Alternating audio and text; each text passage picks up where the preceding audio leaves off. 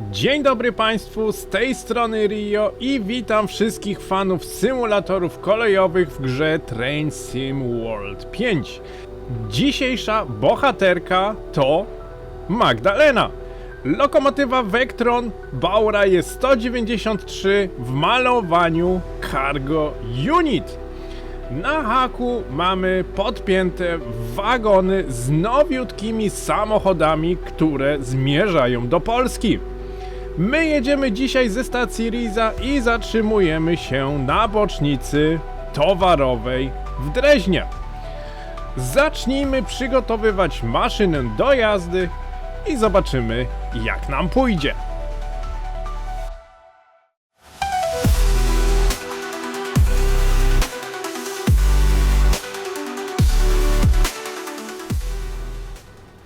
Kolejny filmik, kolejny przejazd, ale tym razem mamy coś bardziej znanego, coś bardziej takiego swojskiego. Znalazłem malowanie Cargo Unit, które pasuje do Vectrona i lokomotywa nazywa się Magdalena.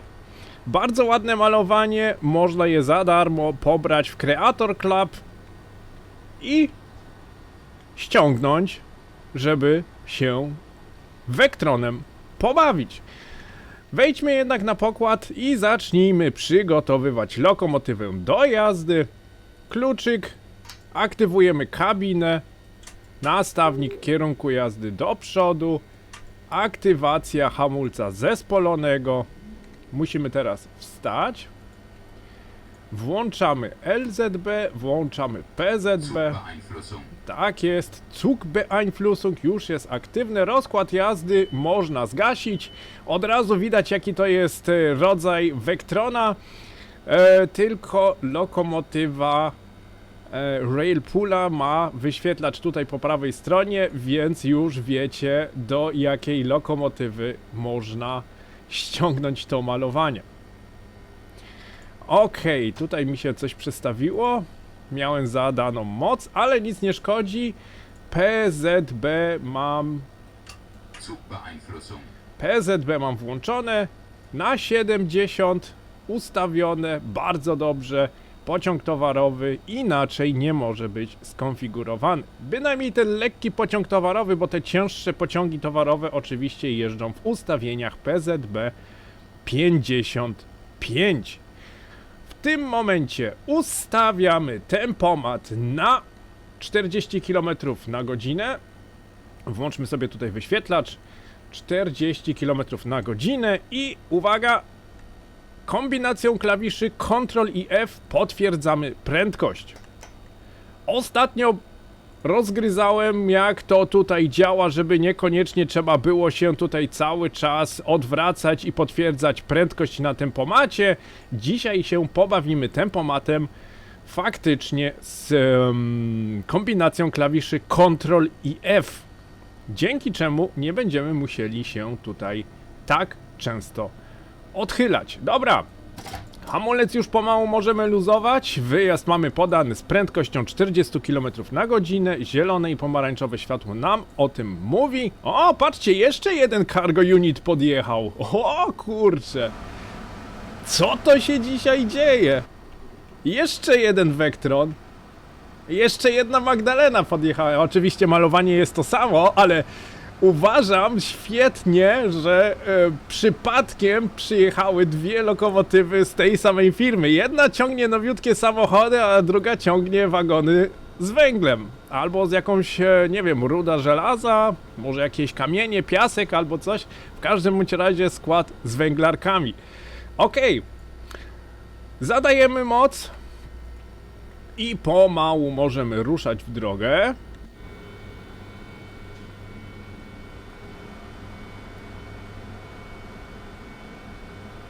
Te wagony z samochodami mają to do siebie, że one bardzo długo luzują hamulec, więc ruszenie tego składu może trochę potrwać. Trochę cierpliwości musimy w to włożyć. Skład jest, moment, 573 metry, niespełna 1000 ton, ale mamy 37 wagonów, dlatego cały ten skład jest, no potrwa trochę zanim wyluzują wszystkie hamulce. A już pomału tutaj ruszamy i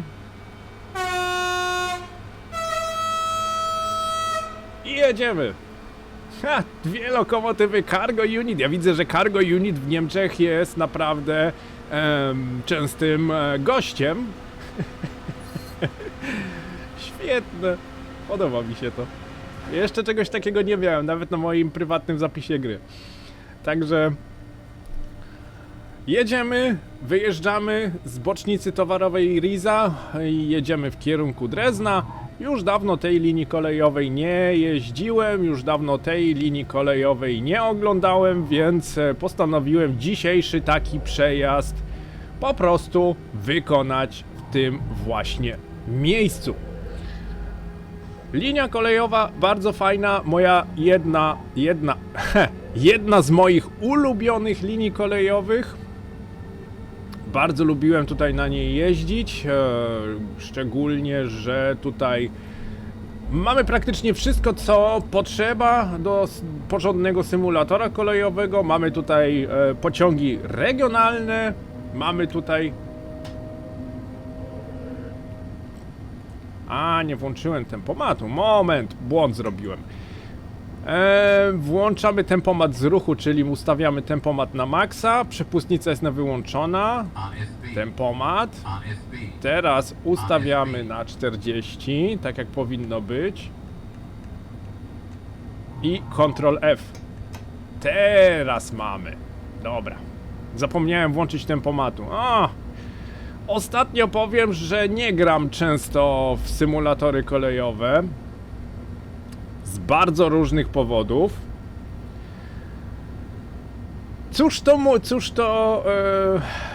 Cóż to ukrywać? Wiecie, że jestem wobec was szczery.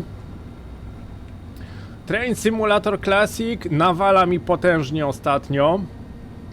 Co za tym idzie, nie mogę go nagrywać.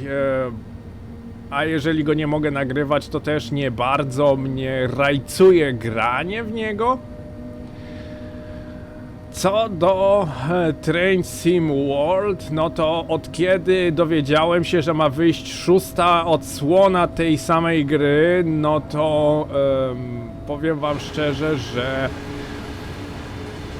trochę mi ręce opadły. Ja liczyłem się z tym, że prędzej czy później wyjdzie kolejna odsłona, że Train Sim World 6 wyjdzie, ale nie liczyłem się, że wyjdzie w tak krótkim czasie, niespełna rok od wydania 5. Bardzo dużo mi to motywacji wzięło do grania i praktycznie do nagrywania filmików. Zauważyliście, że pojawiają się już przerwy, jeżeli chodzi o symulatory kolejowe.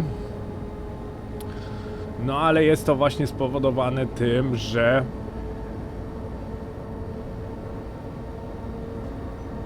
przestaje mi się troszeczkę podobać cała ta polityka Dovetail Games. Jak dotąd nie przeszkadzało mi w zasadzie, że wychodzą nowe dodatki i nowe wersje gry, ale w tym momencie muszę przyznać, że praktycznie 6 jak dla mnie jest totalnie niepotrzebna. Totalnie. Zamiast tego mogliby zrobić, nie wiem, jakiś dodatek albo nie mam pojęcia, bo praktycznie wyjdzie 6 i jedyne co to będzie jakieś tam ulepszenie graficzne albo nie wiem. W każdym bądź razie czekam na sierpień, czekam na pokaz, co zaprezentują w 6 i szczerze, jeżeli nie pokażą czegoś, co bym naprawdę chciał grać, jak to było na przykład z Vectronem, że Vectron się pojawił, Vectron to naprawdę jest niesamowita lokomotywa, będę nią grał, tyle czasu, tyle przejazdów nią zrobię. Jeżeli naprawdę nie pokażą czegoś konkretnego w 6, to prawdopodobnie zmienię tylko silnik graficzny na Train Sim World 6, ale nowego dodatku prawdopodobnie nie kupię. Także jeżeli chodzi o całą serię Train Sim World na moim kanale, to szczerze powiem, stoi troszeczkę pod znakiem zapytania. Także nie dziwcie się, że czasami będą przerwy w nadawaniu tej gry. Jak dotąd niedziela była niedzielą symulatorów kolejowych. Zawsze, prawie zawsze co tydzień pojawiał się jakiś filmik z symulatorów kolejowych. Możliwe, że albo się nie pojawi filmik, albo pojawi się inny symulator. Ponieważ powiem wam szczerze, że symulatory kolejowe troszeczkę straciły na popularności, oglądalność troszeczkę spadła i nie mogę się uzależnić od gry, której nikt nie ogląda. Lubię kreować, lubię być kreatywny, lubię nagrywać filmiki, ale powiem wam szczerze, że jeżeli moich filmików nikt nie ogląda, to też nie mam motywacji do dalszego działania. Także nie rezygnuję z symulatorów kolejowych. Tu mam bezprądówkę. O właśnie, odcinek bez prądu, musimy go minąć. Mamy zasilanie, przepustnica na 0. Zamykamy wyłącznik szybki i możemy jechać dalej. Także ja z symulatorów kolejowych na pewno nie zrezygnuję. Będą się w dalszym ciągu pojawiać na moim kanale, ale tematyka kanału na pewno ulegnie zmianie. Wprawdzie jest ciężko przebić się nowymi grami, nowymi filmikami. Już zauważyłem to kilkukrotnie, że niektóre filmiki z różnych gier nie osiągają nawet 100 klików. Ale jak już wspomniałem, będę próbował innych gier, będę próbował innych serii. Albo się wybije, albo się nie wybije. W każdym bądź razie symulatory kolejowe chwilowo stoją pod znakiem zapytania. Już w ostatnim filmiku mówiłem o tym, że, to znaczy w ostatnim filmiku z Train Simulator Classic opowiadałem o tym, że grę jest naprawdę już bardzo ciężko nagrywać. Gra jest już moim zdaniem za stara na nowe systemy i praktycznie nowy OBS i nowy tutaj renderowanie ma jakiś konflikt i nie można tego nagrać. Co za tym idzie, jedna gra już praktycznie odpadła mi, którą nagrywałem. I teraz Train Sim World znowu zmienia swoją grę. Trzeba byłoby znowu wydać 40, może 50 euro. A powiem szczerze, że nie bardzo mam ochotę na to, ponieważ uważam, że Train Sim World 6 jest niepotrzebne w tym momencie. To nie będzie z 5 na 6 przeskok, nie będzie taki jak był na przykład z 2 na 3, gdzie silnik graficzny się zmienił, gdzie praktycznie oświetlenie się zmieniło, gdzie cały wygląd gry się zmienił.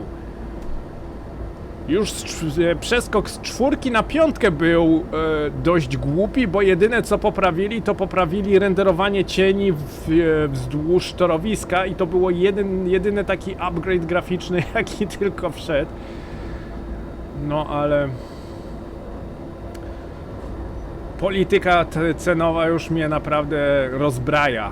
Ostatnio wyszedł dodatek, rozkład jazdy do lokomotywy Baureihe 101 Expert. Spodziewałem się, że ten rozkład jazdy na linię kolejową Kassel-Würzburg będzie jakimś upgrade'em albo jakimś takim darmowym dodatkiem, ponieważ sama lokomotywa już bardzo dużo kosztowała. DLC Baureihe 101 Expert jest jednym z najdroższych DLC w tej grze i co się okazało, że nowy rozkład jazdy do linii kolejowej, którą już mamy, do lokomotywy, za którą zapłaciłem bardzo dużo, jeszcze trzeba było 10 euro zapłacić, żeby mieć nowy rozkład jazdy.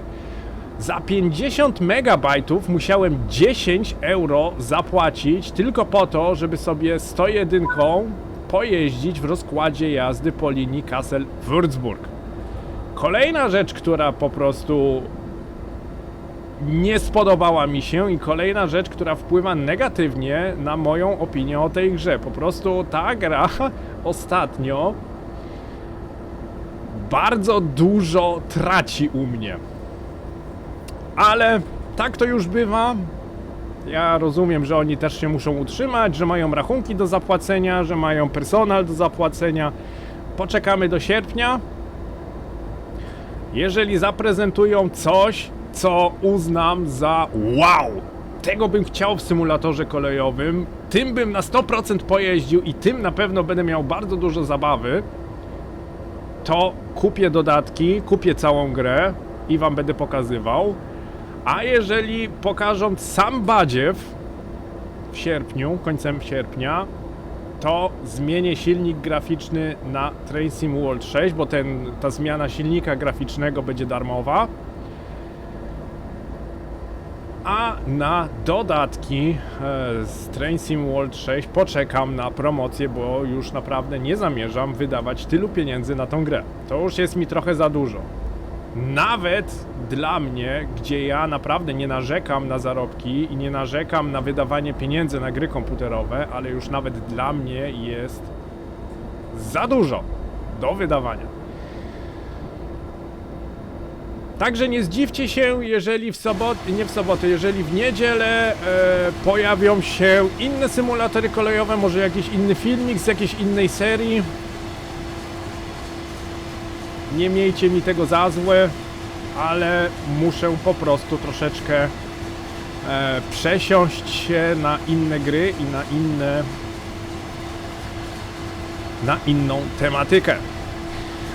Co do lokomotywy, mamy naprawdę bardzo ładne malowanie Cargo Unit. Przyznam, że malowanie jest naprawdę świetnie zrobione, bardzo dokładnie zrobione, w bardzo dobrej jakości. Oczywiście tutaj takie jakieś drobne napisy, one są lekko rozmazane, ale ogólnie przyznam, że lokomotywa jest naprawdę świetnie zrobiona.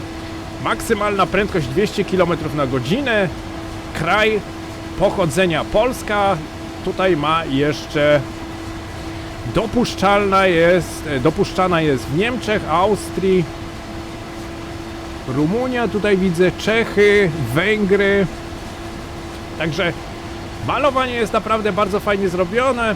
Można sobie to malowanie za darmo ściągnąć w Creator Club, ale pamiętajcie, że trzeba mieć lokomotywę Vectrona od firmy Railpool. To jest Vectron, który wszedł do gry Train Sim World 3. Jeżeli się mylę, poprawcie mnie. W trójce wszedł Vectron i właśnie ten srebrny Vectron ma jakiekolwiek malowania są tylko i wyłącznie do tego Vectronu. Nie mam pojęcia, dlaczego tak jest, no ale tak to już bywa. Także chyba że, ale to potrzebowałbym trochę waszej pomocy. Ci, którzy nie mają srebrnego Vectrona Railpoola, a mają na przykład czerwonego Vectrona Deutsche Bahn, który był dodany do dodatku Fulda Frankfurt. Chyba tam był dodany.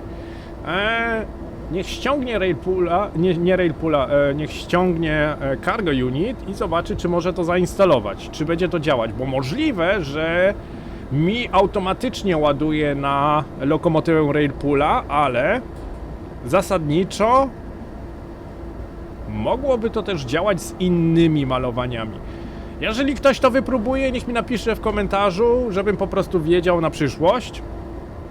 Też lubię się uczyć, co można, a co nie można w grach komputerowych, także bardzo by mnie to interesowało. Ogólnie Vectron, bardzo fajna lokomotywa, bardzo prosta w użyciu. Jedyne co, to upierdliwe było właśnie to potwierdzanie prędkości, bo normalnie jak się przestawi tutaj tempomat, to trzeba u góry tym guzikiem 2 razy kliknąć, ale jak już wspomniałem, skrót klawiatury Ctrl i F wywołuje właśnie to potwierdzenie ustawienia prędkości, także można tą lokomotywą w tym momencie jeździć bez konieczności tego upierdliwego tutaj takiego obracania kamery. Wiem, że bardzo dużo osób się właśnie skarżyło na to, że lokomotywa jest bardzo fajna, ale jednak to potwierdzanie prędkości jednak nie było takie cudowne. Zgodzę się z wami, ja sam osobiście jak jeżdżę lokomotywami, jak prowadzę pociągi, to wolę mieć tak jak teraz, widok na całe torowisko, widok na prawą stronę i na semafory, które przed nami są, a jeżeli potrzebuję coś zrobić, to jakby nie patrzeć w taką pozycję i potwierdzać tutaj prędkość, no to już tutaj nic nie widzimy. Dlatego zgodzę się z wami, że to była jedna z wad tej lokomotywy. Niestety wszystkie Vectrony tak mają. Właśnie lokomotywa Vectron Railpoola, Deutsche Bahn i Flixtrain wszystkie są z potwierdzaniem tutaj ustawienia prędkości na tempomacie, ale we wszystkich Vectronach działa skrót klawiszy Ctrl F. Zapamiętajcie sobie, na pewno wam się przyda. Mi osobiście już kilka osób pisało w komentarzach, że jest jakaś tam jakiś tam skrót na klawiaturze do właśnie potwierdzania tej prędkości, ale szczerze powiedziawszy nigdy nie przykładałem do tego uwagi, dopóki nie wypróbowałem tego. Jak to wypróbowałem, uwierzcie mi, zmieniło totalnie moje podejście co do tej lokomotywy. W tym momencie jestem w stanie jeździć Vectronem bez tracenia widoku z przodu. Mogę się cały czas koncentrować na tym, co się przede mną dzieje. Mogę tutaj wypatrywać po prawej stronie ograniczeń prędkości i obserwować semafory przede mną i nie muszę odwracać głowy, żeby potwierdzić prędkość. Naprawdę zmienia komfort jazdy tej lokomotywy.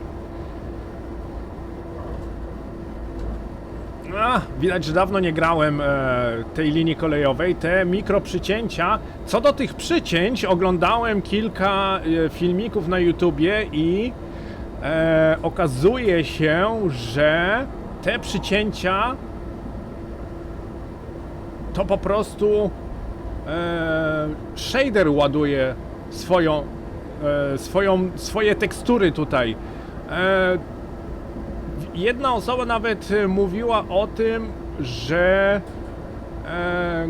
w Train Sim World jest tak zrobione, że podczas jazdy zacznijmy od początku. Normalnie shadery aktywują się i one się tam jakoś otwierają przed rozpoczęciem gry, żeby po prostu gra na bieżąco mogła sobie płynnie te shadery tutaj aktywować i te shadery, żeby po prostu one tak płynnie się zmieniały.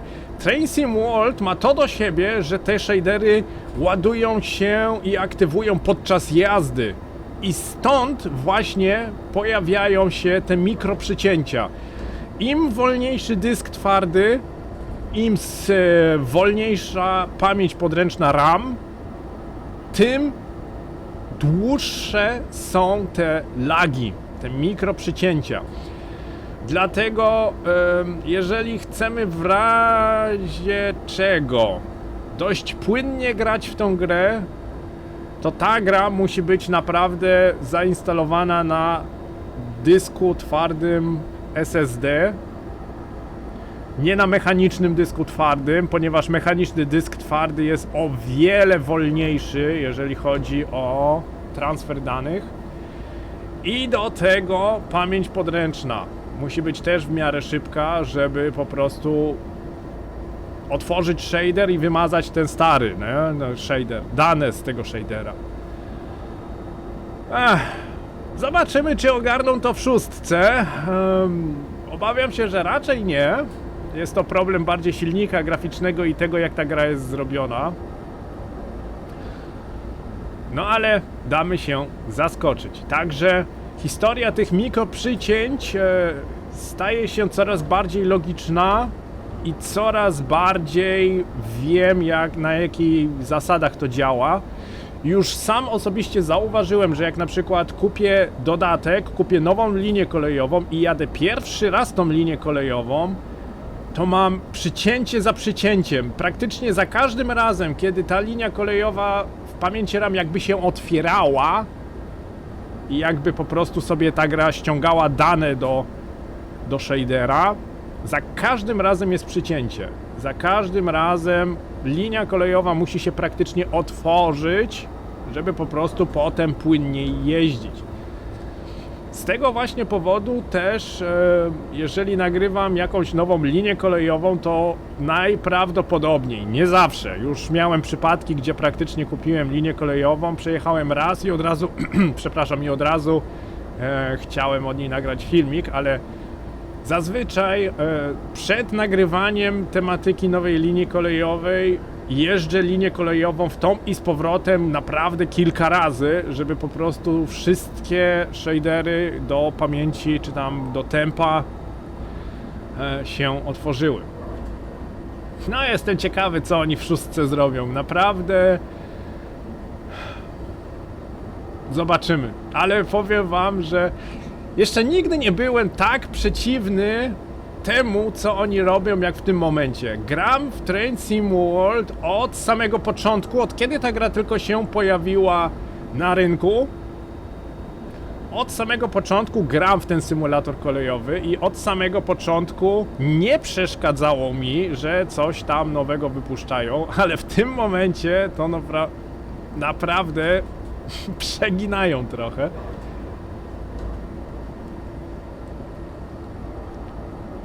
Szczerze mówiąc, już wolałbym jakąś grę z mikrotransakcjami, gdzie można sobie kupić skin za 20 euro, ale żeby po prostu dodatki nie były tak drogie. Oni tych dodatków rypią co najmniej raz na miesiąc albo raz na 2 miesiące wychodzi coś nowego. Jak nie lokomotywa, to linia kolejowa, jak nie linia kolejowa w Anglii, to w Ameryce, jak nie w Ameryce, to w Niemczech, jak nie w Niemczech, to w Austrii i co miesiąc praktycznie wychodzi coś nowego. I szczerze mówiąc, co miesiąc, co 2 miesiące musiałbym wydawać niesamowitą ilość pieniędzy i przez rok kilkaset euro by się uzbierało. A szczerze powiem, no nie bardzo jest mi to teraz warte. Zobaczymy. Możecie mi w komentarzach swoje opinie napisać. Ja wiem, że większość jest przeciwna temu. Widzę to po fali hejtu, jaka co roku się pojawia po wydaniu nowej odsłony. Ja już się cieszę na komentarze, już się cieszę na banowanie ludzi, bo przy piątce tak miałem, wyszła piątka, mój pierwszy filmik robiłem o Baurai 411, o tym pochylnym ICE. Uwierzcie mi, tylu ludzi naraz nigdy nie zbanowałem na moim kanale, co właśnie przy symulatorze kolejowym. To jest symulator kolejowy, to nie jest żadna strzelanka, żadna League of Legends, czy Battlefield, czy Counter-Strike. To jest zwykły symulator kolejowy, ale tyle hejtu, co w nim jest, się w głowie nie mieści. To jest też jedna z rzeczy, która może trochę mnie blokuje przed tym, żeby kupić szóstkę, ponieważ te komentarze, a jak już wiecie, bynajmniej ci, co od dłuższego czasu mnie obserwują, ja utrzymuję mój kanał sterylny. Mój kanał jest naprawdę czysty. Na moim kanale nie ma trollowania, na moim kanale nie ma obraźliwych komentarzy, na moim kanale nie ma sprzeczek, nie ma dramatów. Mój kanał jest po to, żeby spędzić tutaj mile czas, żeby po prostu komentarze nie były obraźliwe, obojętnie dla kogo, czy to jest dla widza, czy dla mnie. Jakiekolwiek przejawy hejtu, trollowania, backseat gaming są przeze mnie usuwane. A naprawdę w krytycznych momentach też nie boję się kogoś zbanować. Także cieszę się, że mam tak czysty kanał, ale też trochę pracy to kosztuje. Stukot kół na rozjazdach słychać bardzo dobrze. Dużymi krokami zbliżamy się do Drezna. Pantograf pracuje w górę w dół. Teraz mi się tak skojarzyło. Na początku moich przygód w symulatorze kolejowym fascynowało mnie, jak pantograf jest w stanie pracować razem z trakcją elektryczną. Mi się zawsze wydawało, że pantograf jest wysunięty na pewną wysokość i on jest stały. On się nie porusza w górę w dół, tylko on jest wystawiony do pewnej wysokości i kabel się dopasowuje do pantografu. Od kiedy jeżdżę właśnie w Train Sim World, od kiedy pojawiły się głównie linie niemieckie, o widzicie, obniża się poziom okablowania, obniża się poziom trakcji elektrycznej i od razu pantograf dopasowuje się do tej wysokości. Zawsze mnie to fascynowało. Bardzo dużo przejazdów na początku robiłem z takim widokiem. O. Mniej więcej coś takiego, żebym widział, jakie tutaj ograniczenia prędkości są, ale żebym też widział, jak ten pantograf tutaj pracuje. Ach! Symulatory kolejowe niby zwykła gra komputerowa, ale można się czegoś nauczyć, nie? Jak człowiek nowy nie zna się na materii i coś nowego odkryje, no to same plusy. W sumie dzięki tej grze naprawdę bardzo dużo się nauczyłem. Nauczyłem się przepisów niemieckiego kolejnictwa, nauczyłem się niemieckich systemów bezpieczeństwa. Oczywiście tutaj było to wprowadzone, ale na zewnętrznych stronach z ciekawości zawsze sprawdzałem, co to oznacza, co ten znak oznacza, co ta cyfra oznacza, co ta ikonka oznacza. Ciekawość, nie? Spowodowała to, że dzisiaj może nie tyle znam się bardzo dobrze, ale w miarę dobrze ogarniam tutaj wszystko to, co się w Niemczech dzieje.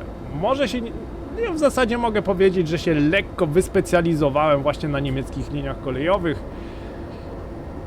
Bardzo dużo pytań pojawia się, czy będą na przykład przejazdy na angielskich liniach kolejowych, no ale na angielskich liniach kolejowych nie znam zasad, nie znam ograniczeń, nie znam systemów bezpieczeństwa i powiem wam szczerze, że jest mi trochę ciężko cokolwiek nagrać, jeżeli się na czymś nie znam. No bo cały filmik polega na tym, że oglądamy i słuchamy komentarza. Obojętnie z jakiej linii kolejowej to by nie było, ważny jest komentarz w filmiku. Po prostu trzeba gadać. I to gadać na temat, bo jeżeli tylko w jakiś sposób się człowiek przejęzyczy, no to od razu pojawia się burza w komentarzach. I wtedy wszyscy, ci mądralińscy, kurde, wszyscy się wysypują w komentarzach i wtedy się cyrki robią. Także nie dziwcie się, że na przykład nie ma u mnie linii angielskich.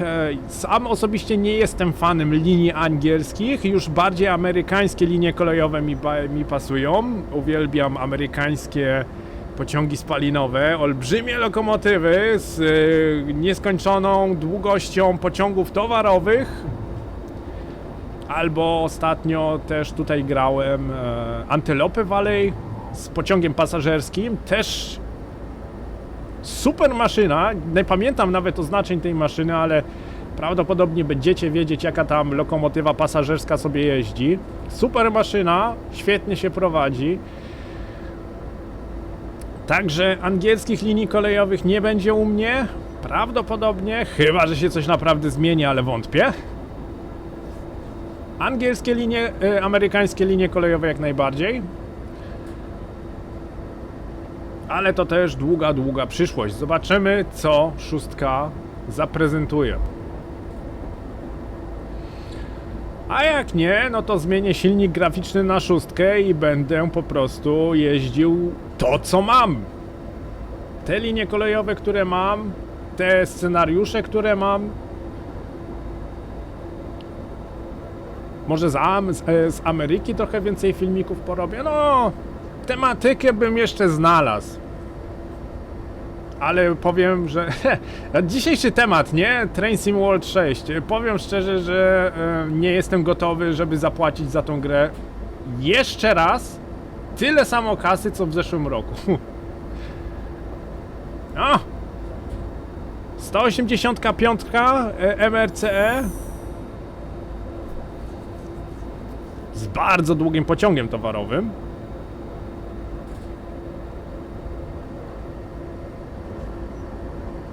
Z tego co kojarzę, to tu było gdzieś ograniczenie prędkości do 80. Muszę tutaj wypatrywać zapowiedzi. Bo z tego co kojarzę, to do tej 80 były czasami problemy z wyhamowaniem. Szczególnie jak tutaj popada deszcz albo mamy zimową pogodę, gdzie śnieg sypie. No to do tej 80 tutaj wyhamować miałem czasami problemy. Nieraz już dostałem nagłe hamowanie tutaj w tym miejscu. Pociąg powiedział nie, tutaj przeoczyłeś coś. O, już widzę właśnie zapowiedź. A jednak człowiek pamięta. 80, potwierdzamy PZB i hamujemy do prędkości kontrolnej, jaka jest 70 km na godzinę. W sumie mogę tutaj też dynamicznym podciągnąć. O, właśnie. Hamulec elektrodynamiczny mam ustawiony na zwykłe ustawienia 140 kN, ale w Vectronie można jeszcze hamulec elektrodynamiczny ustawić na 240 kN. A, 150 kN jest standardowo i 240 jest po zmianie. Także mógłbym się skusić nawet, że tutaj do tej 80 mógłbym wyhamować elektrodynamicznym, ale w tym momencie nie będę tego próbował. Jeżeli to będę próbował, to na pewno prywatnie na moich przejazdach, gdzie popełniam czasami naprawdę dość dużo błędów, no ale nie popełniając błędu nie nauczymy się niczego, także tak to już bywa. Dojeżdżamy pomału do dworca Drezno Mitte, czyli Drezno Środkowe. A jednak człowiek pamięta, widać, że jeździłem dość dużo tutaj po tej linii kolejowej. Wiem mniej więcej, w którym miejscu jakie ograniczenia prędkości są. Oczywiście pociągiem towarowym troszeczkę inaczej się jeździ niż pociągiem pasażerskim. W pociągu pasażerskim troszeczkę bardziej i częściej dopasowuje się prędkość. No bo w towarowym wrzucisz sobie 100 km na godzinę i sobie jedziesz. W pociągach pasażerskich jednak mamy albo 160, 140, 100, 140, 120 i tak dalej, także ustawienia prędkości są troszeczkę inne. Ale mimo to trzeba wiedzieć, gdzie są te takie krytyczne zmiany prędkości, szczególnie te prędkości, które są poniżej 100 km na godzinę, bo właśnie te należy potwierdzać za każdym razem w PZB. Drezno Mitte, bardzo fajny dworzec. Osobiście w Dreźnie nie byłem. Mimo to, jak za każdym razem jadę do Polski w moje strony, w moje rodzinne strony, to koło Drezna przejeżdżam. Niesamowicie duże miasto, z bardzo fajną panoramą, właśnie jak się autostradą jedzie.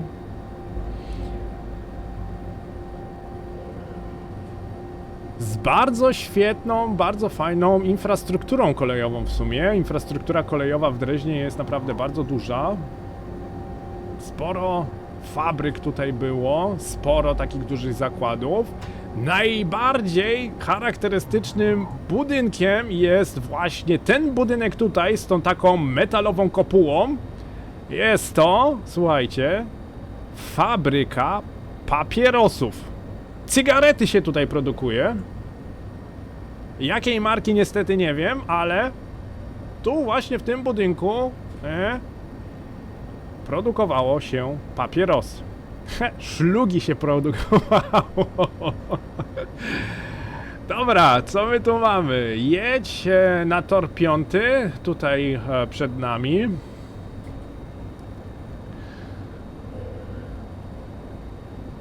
Muszę się teraz troszeczkę bardziej skoncentrować na przejeździe ze względu na to, że tutaj jest jeszcze ograniczenie prędkości na 100% i mamy punkt, w którym się musimy zatrzymać. Zapowiedź. To był semafor wieloodcinkowy, który zapowiadał od następnego semafora 60 km na godzinę. Oczywiście należy to potwierdzić, w przeciwnym razie będziemy tutaj mieli nieplanowany postój. Tu jest powtarzacz tego, że od następnego semafora jest 60. Można to tutaj rozpoznać po białej kontrolce na semaforze. I w tym miejscu obowiązuje 60 km na godzinę i mamy wolny przejazd.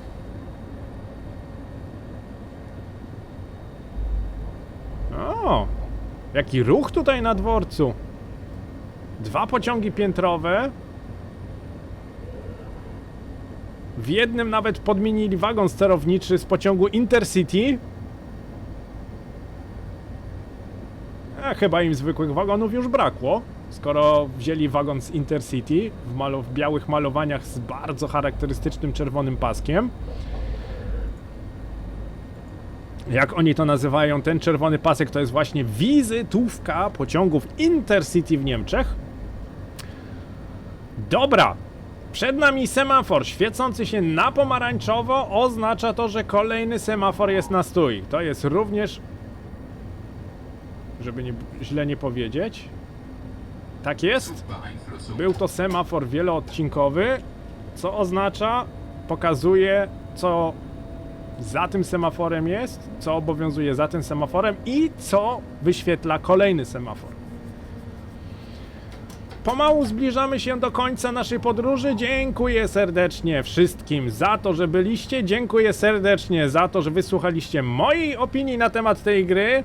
Jak już wspomniałem, nie miejcie mi za złe, jeżeli symulatory kolejowe będą się troszeczkę rzadziej pojawiać.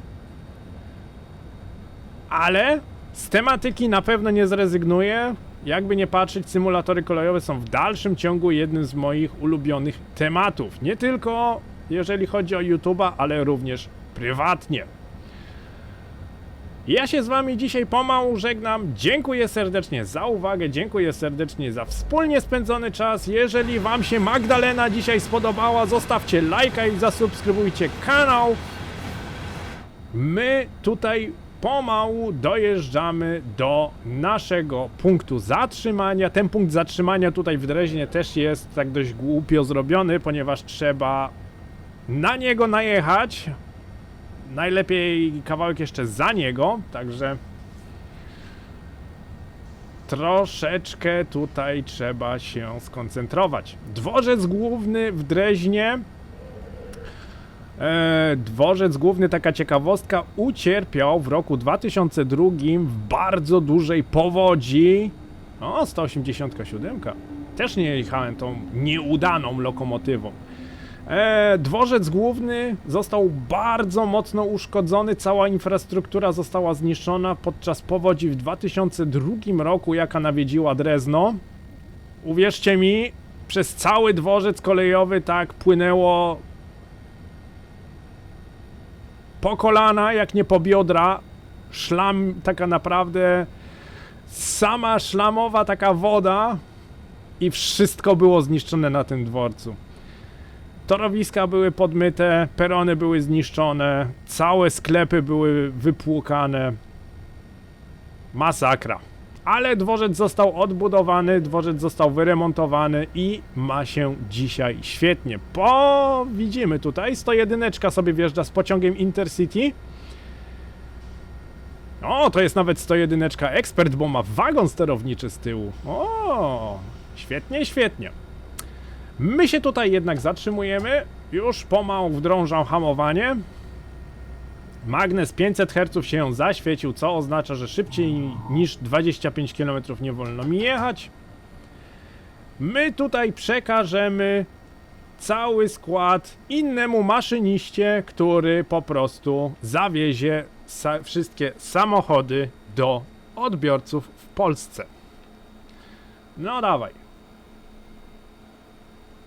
Dawaj, musimy tu dociągnąć, bo ten punkt zatrzymania tutaj on jakoś inaczej działa niż zwykle. Trzeba go po prostu minąć, żeby po prostu cała gra załapała, że dojechaliśmy.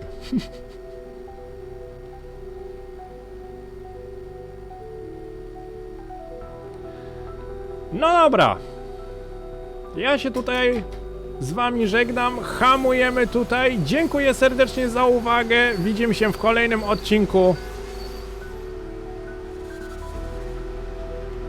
Dobra, dociągnę ci jeszcze ten 1 metr. A jest to, co mówiłem. Ten punkt zatrzymania jest tutaj naprawdę beznadziejnie zrobiony.